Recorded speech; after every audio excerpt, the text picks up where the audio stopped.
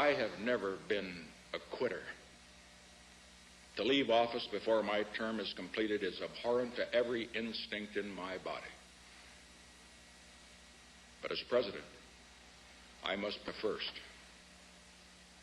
Therefore, I shall resign the presidency. I shall resign the presidency effective at noon tomorrow. Vice President Ford will be sworn in as president at that hour in this office. Wow, I can remember watching that as a high school junior, I guess it was, as a rising junior. We welcome you back to America's Forum. I'm J.D. Hayworth, pleased to be joined by Newsmax TV contributor Francesca Page. Francesca, 40 years ago that took place. Indeed it did. It was on August 9th, 1974 that Richard M. Nixon resigned as America's 37th president, making him the only president to resign from office. Here to discuss the unforgettable moment and show how it's being commemorated by Newsmax is magazine and editor-in-chief Ken Chandler. Ken, welcome to America's Forum. Thank you, Francesca. Good to be here. Ken, what is Newsmax doing to remember this significant date in our history? Well, as Francesca just pointed out, it's 40 years ago, and those of us of a certain age remember the event very well. I think it's one of those actual events where you remember exactly where you were when he made that speech on TV. So we at Newsmax Magazine wanted to go back and use this 40th anniversary to take a second look at Nixon. And you know, especially in light of the poll that came out this morning saying that President Obama is one of the most unpopular presidents. You know, we tend to think of Nixon as being a bad president, completely stained by the Watergate scandal. But we thought there was more to him than that, and we wanted to go back and just take a fresh look and see what we found. So we had a noted presidential historian, Craig Shirley, who was very familiar with Nixon in the White House. He went back, and really his findings are very, very interesting.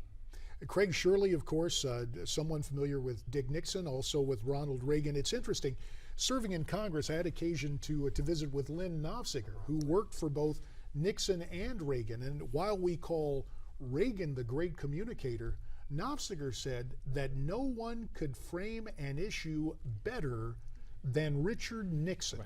Right, that's right. So we know that Richard Nixon was probably the best foreign policy president this country's ever had. I mean, he made a huge breakthrough with relations with communist China. In the process of doing that, he encircled the Soviet Union, which put them on the wrong side of the Cold War. So there were huge implications on policy. But of course, everything is tainted by Watergate. So we wanted to look at that part. So we wanted to look at that part of it. And the more Craig Shirley dug into it, there were some very interesting dynamics at work in those days. For instance, Nixon was I think the first president since Zachary Taylor to come into office without having control of either House of Congress.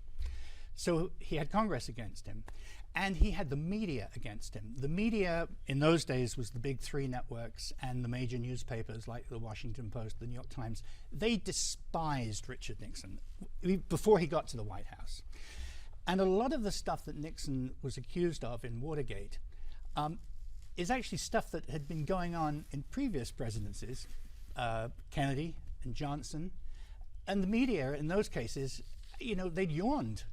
But as soon as Richard Nixon got in the White House, it was, oh my God, they got the vapors, and they were after him with a vengeance. You mentioned that. The taping, for example, that was treated as that with dictaphone belts back in the 40s, and of course Jack Kennedy and indeed LBJ recommended a taping system to Nixon during the transition. Yes, and also Nixon was accused of going after putting the IRS on his enemies. I mean, can you imagine?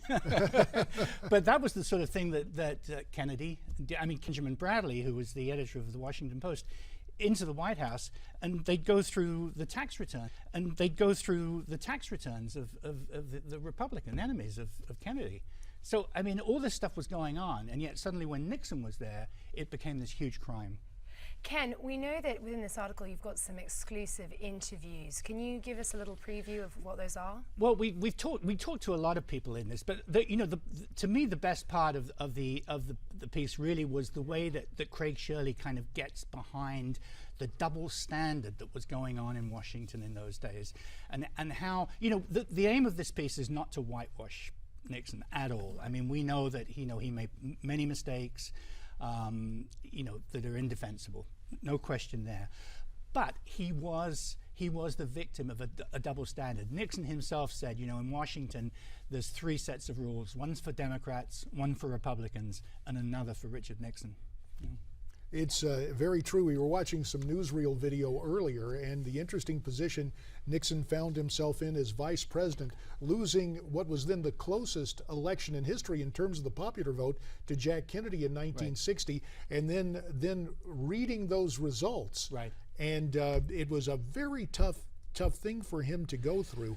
It's interesting, on the floor of the House, I was debating Nancy Pelosi one day, and Pelosi, of all people, started to champion a couple of the initiatives of Richard Nixon. And so even amidst the demonization of Nixon, there are those on the left. I mentioned Congresswoman Pelosi. I think of Gary Wills, who wrote the book Nixon Agonistes, saying, gee, these positive things about Nixon were wiped away by Watergate. Right. Everything went away by Watergate. The other interesting part in this story is that few people remember that Nixon won election in 1968 by the slimmest of margins over Hubert Humphrey. So what would have happened if there hadn't been a Richard Nixon and Humphrey had become president? Do you think Humphrey could have gone to China and opened up the doors there? Probably not. And the fact that, we had Nixon, we had Watergate, that led to Jimmy Carter. And then the revulsion at Jimmy Carter's presidency led to Ronald Reagan. And despite personality quirks, Nixon sent Reagan as governor of California on foreign policy missions to actually get some experience under his belt. Right. So the whole those things, that's right, but the whole trajectory would have been changed, without Nixon there. So he's a very, very influential president. Ken, what do you think the readers can expect to learn new about Nixon and his presidency? I think they need to take a second look at him and not believe all that the liberal media says about him.